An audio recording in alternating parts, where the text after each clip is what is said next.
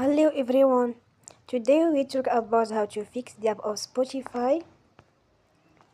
We will go to settings. Then we click on apps. After that we search the app Spotify and we click.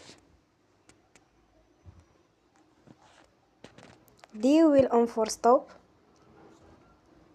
After that we go to storage. Then we click on clear cache.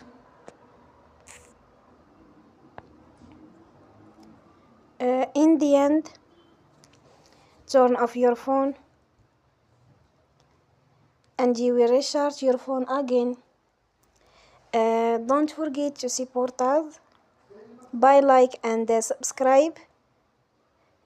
See you next time and thank you for watching.